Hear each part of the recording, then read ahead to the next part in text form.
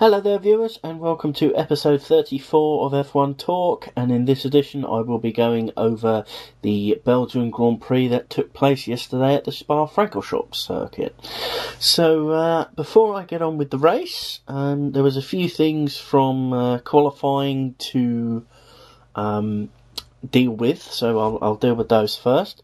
Mark Webber and Nico Rosberg, no matter where they finished, they would both have a 5-place grid penalty. Both of them needed a gearbox change. It was Michael Schumacher's 300th Grand Prix weekend. Obviously, he had those couple of years out after he initially retired in 2006. But his 300th race this weekend, he wore a special silver helmet to mark the occasion. Pastor Maldonado, Nico Hulkenberg had an incident in qualifying 1 where Maldonado was judged to impede Hulkenberg. This also gave Maldonado a 5-place grid penalty. And in qualifying, Sebastian Vettel was the shock casualty in qualifying 2. He started 11th on the grid, and the McLarens used different setups. Button went for the low downforce setup, Hamilton went for the high downforce setup. As a result of the choices, Jenson Button scored his first pole position for McLaren in his 50th race for the team. And he was ahead a brilliant lap around the Spa circuit, probably one of the best he's ever driven, and so he got the pole position. It was a 5-place grid penalty also for Michael Schumacher for changing his engine, so even less down.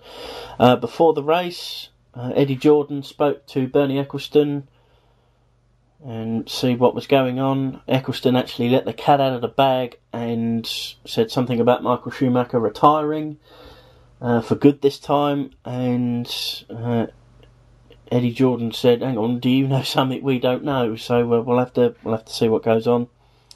So we now talk about the race itself, and quite a bit to talk about really. I make notes during the Grand Prix that I watch, and I've got a full page. So bear with me during this episode, and I'll go through them as you know what I've noted. So first thing that happened was Pastor Maldonado was deemed to make a jump start.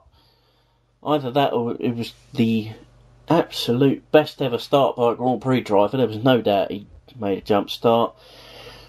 And if you saw the race, you know exactly what I'm going to talk about next. But if you didn't, and you're watching this to get your F1 fix, absolute chaos going into the first corner. Incident involving Romain Grosjean and Lewis Hamilton. Going into the first corner caused absolute chaos, crashes. Hamilton, Grosjean, Alonso and Perez all out on the first corner. The Saubers of obviously Perez, he was out anyway, but the Sauber of Kamui Kobayashi, which had qualified second on the grid or third on the grid, had a really good qualifying. His front nose was taken off, so he had to come into the pits. That ruined his race completely and the weekend for Sauber completely. After such a brilliant qualifying session for both drivers, their race weekend was destroyed within 30 seconds of the start of the race. It was absolutely horrifying crash. You saw the onboard from Alonso's car, and the Lotus of Grosjean went over the top. It was less than less than a foot away from his head, and it was a miracle that Alonso got out of the car. There was a huge cheer when he actually did step out of the car, Alonso, because for a moment he didn't move, and he was quite obviously okay, but for those brief moments that it didn't look like he was okay, it was worrying for everyone involved. Maldonado was sort of involved in that as well, so and he didn't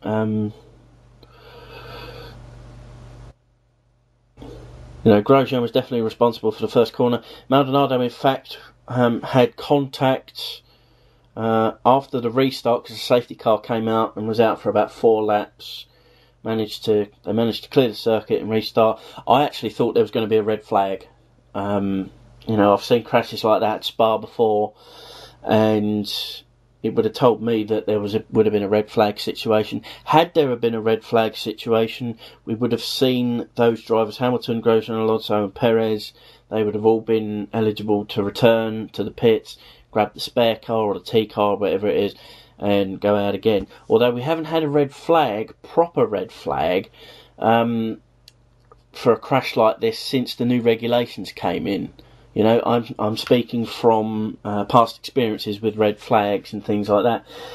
Since 2009, where these new regulations have come in, where they can't touch the cars due to parc fermé conditions, I don't know if you can jump into a T car or a spare car.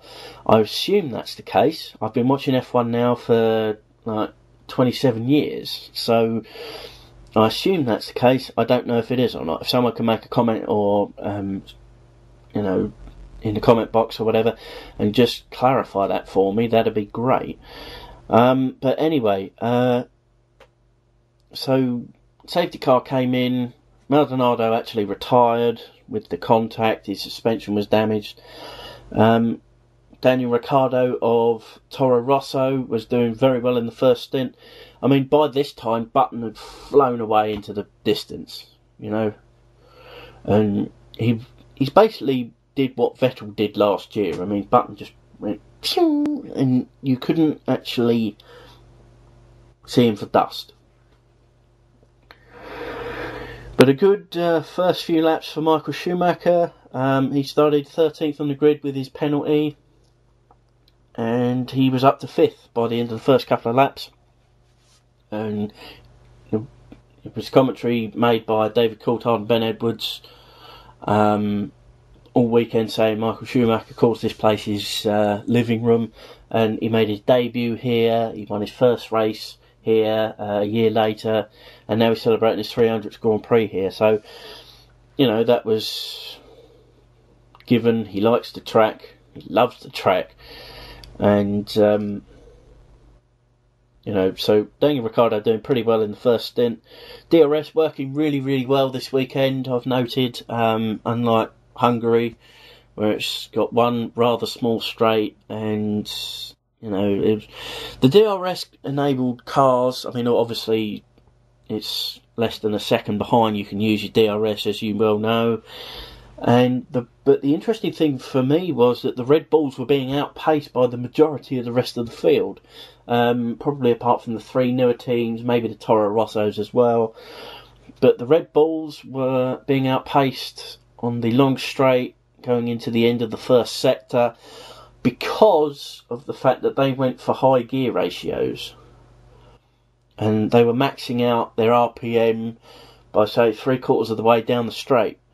So those cars with DRS that went for the normal gear ratios were able to easily pass them or easily keep their position. Bruno Senna was in the Williams Renault, the sole surviving Williams Renault, was easily managing to stay in front of Vettel and or Webber. It took Vettel a good couple of laps to get by him. Considering he started 11th, Vettel immediately used the traffic that was in front of him. He went in the pits, I wouldn't say too early, but he went in earlier than expected and got the jump on most of the field. Narain Karthikeyan spun off on lap 32. He put a wheel on the grass.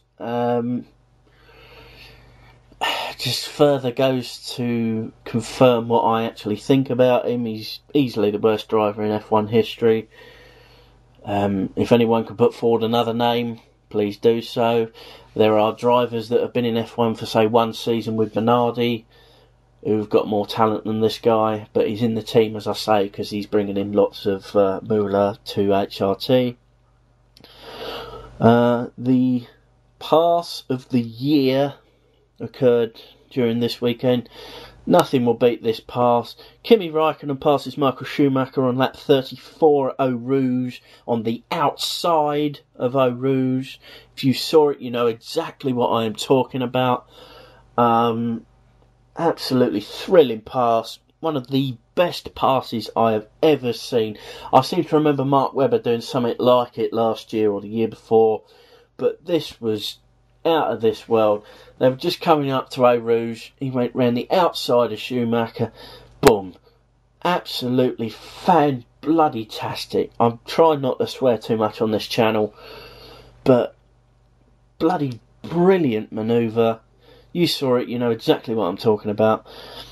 And, you know, he took the position, and towards the end, Raikkonen was in third place. So, you know, it was really worth it, really worth doing it. The Marussias of Timo Glock and Charles Pic were having a good inter-team battle themselves, swapping positions 3 times in the space of 2 laps. And, you know, it was quite interesting to see, and the camera was focused on them. The directors thought, well, the other positions are more or less dealt with, and the director focused on the Marussias, and it was quite an interesting battle for a lap or two. A number of teams were planning on doing one stop due to the safety car. A heck of a lot of teams got caught out.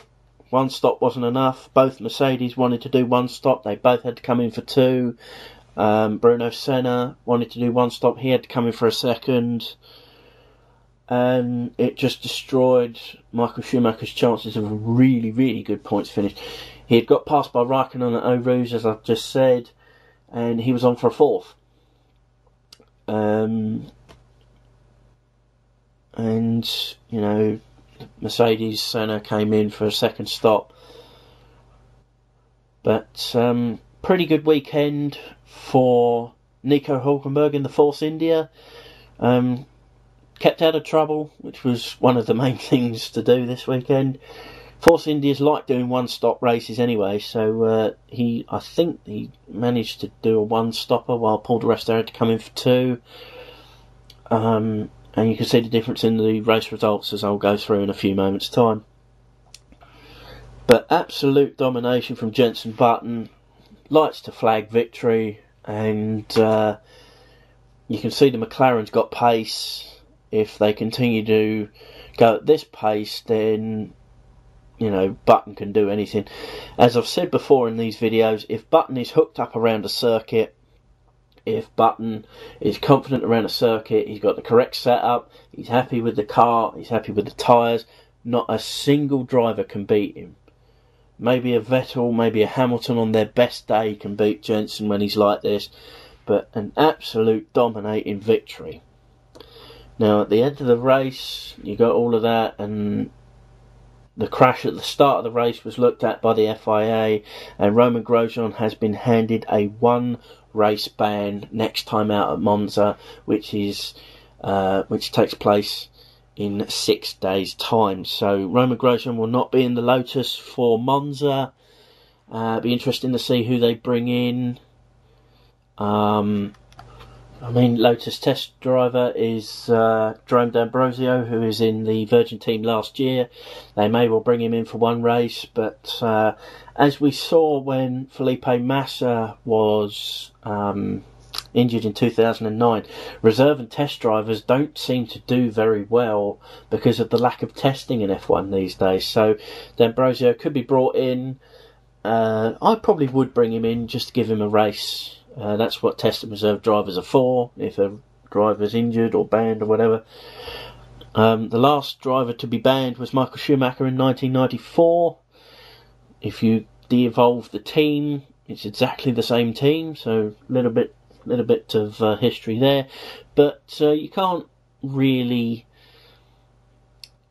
say that it's the same team, but it practically is.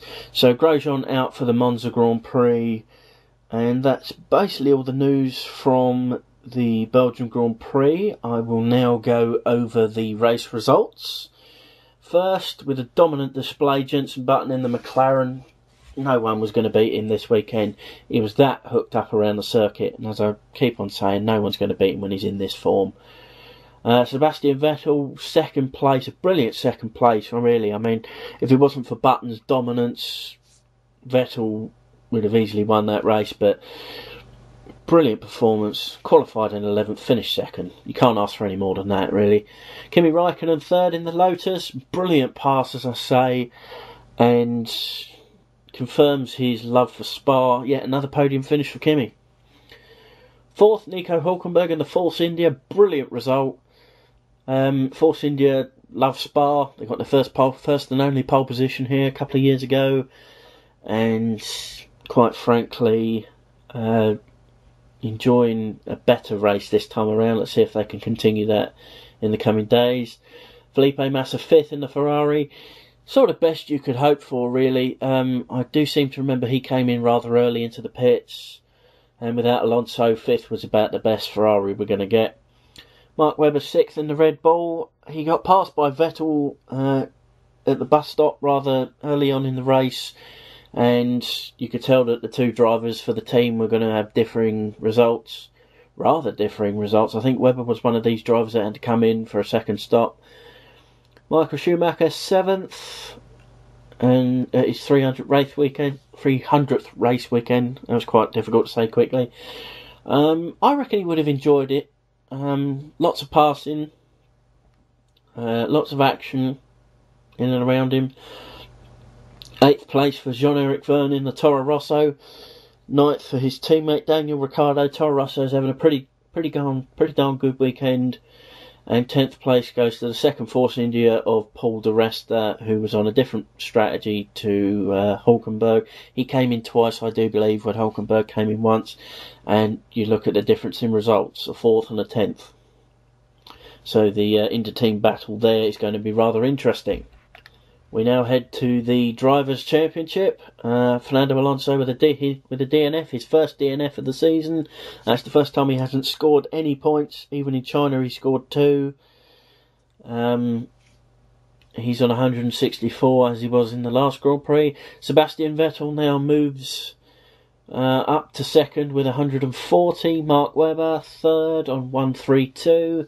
Raikkonen on 131. Lewis Hamilton 5th on 117. Jenson Button is 101 points. He's in 6th. Rosberg 7th on 77. Grosjean DNF on 76. Perez DNF on 47. Michael Schumacher with 6 points. He moves up to 35. Same amount of points as Felipe Massa. And Kamui Kobayashi on 33. Everyone else obviously lower. We now move on to the constructors' standings. Red Bull top with 272. McLaren are second on 218. Lotus on 207. Ferrari on 199. Mercedes a long way back on 112. Sauber, no points this weekend, on 80. Force India, decent point scoring this weekend, thanks to the 4th place from Hülkenberg. They're on 59. Williams on 53. No points again. And Toro Rosso doubled their points tally. They're in 9th place on 12, with obviously the 3 newer teams yet to score. So what can we draw from this? What conclusions can we draw from this weekend? I think the conclusions we can draw from this weekend is that Spa is awesome and always will be. I'm constantly getting emails year in, year out saying save Spa. Who the heck wouldn't want to save Spa if it was in trouble of being taken out of the race calendar? That's utterly ridiculous. There is another Grand Prix, Monza, the Italian Grand Prix. Next Sunday, 6 days' time, you'll be getting another edition of F1 Talk. Hopefully Thursday this week, in a couple of days' time. And, previewing that race, which will probably be one of the shortest episodes of F1 Talk because there'll hardly be any news. There's not much time for any development from any of the teams. Monza's going to be rather exciting. Ferrari will want a victory from Alonso there, so we'll just have to see what happens. Both of my predictions for this race were absolutely wrong, I'm happy to say that, but a Button victory I think is rather popular with anyone because he's such a likeable guy.